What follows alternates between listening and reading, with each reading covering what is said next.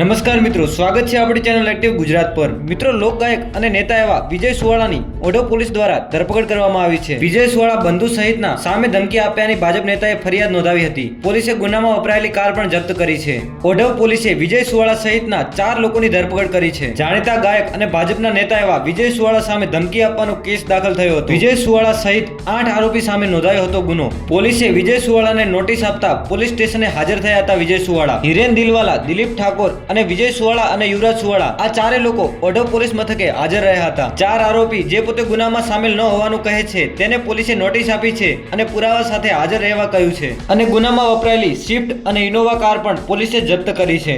વિડીયોને શરૂ કરતા પહેલા જો તમે અમારી ચેનલ પર નવા હોવ તો ચેનલને સબસ્ક્રાઇબ જરૂરથી કરી લેજો, જેથી ગુજરાતની બધી જ જાણકારી તમારા સુધી સૌથી પહેલા પહોંચી શકે।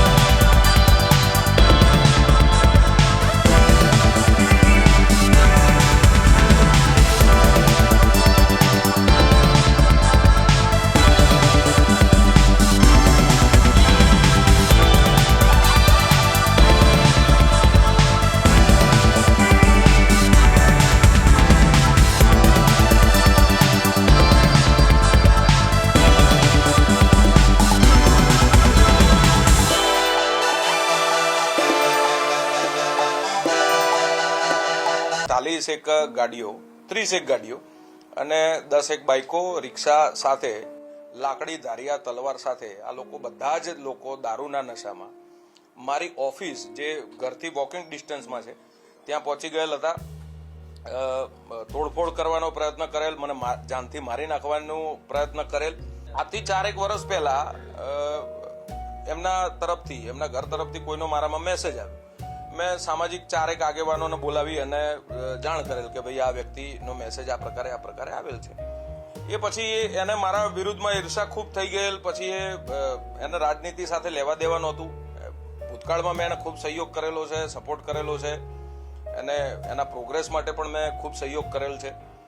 પણ એને પછી આ ઈર્ષા થઈ ગઈ કે ભાઈ રાજકારણમાં મારે પણ જોડાઈ જવું જોઈએ। પછી આમ આદમી પાર્ટીમાં જોડાયો। અમારા નેતાઓને અલગ અલગ પ્રકારે એન કેન પ્રકારે ગાળો આપવામાં પણ એના વિડીયો તમે જોયા હશે। એ પછી એ સેટિંગ કરી અને ભાજપમાં આવવાનો એને પ્રયત્ન કરેલ। પછી ભારતીય જનતા પાર્ટીમાં આવી ગયેલ। પછી એનો એવો વિશ્વાસ, એના મગજમાં એવું રહેતું કે ભાઈ આ વ્યક્તિ ભાજપમાં ના હોવો જોઈએ, એટલે કે એટલે મને અલગ અલગ પ્રકારે ભાજપમાંથી નીકળી જવા માટે દબાણો કરતો અને આ ધમકીઓ આપવાનો પ્રયત્ન એને કરેલ અનેક વાર। બિલકુલ રાજકીય કિન્નાખોરી એની એવી ઈચ્છા છે કે હું રાજનીતિમાં ક્યાંય હોવો જ ના જોઈએ। એવી એ બિલકુલ રાજકીય કિન્નાખોરી છે. જી, મેં પ્રદેશના મારા જે નેતૃત્વ છે એમને મેં જાણ કરેલ કે આવી આ ઘટના બનેલ છે. પ્રદેશ નેતાએ મને વિશ્વાસ અપાયો કે ભાઈ તમે ચિંતા કરશો નહીં અને ફરિયાદ નોંધાવો. મેં ફરિયાદ નોંધાવી.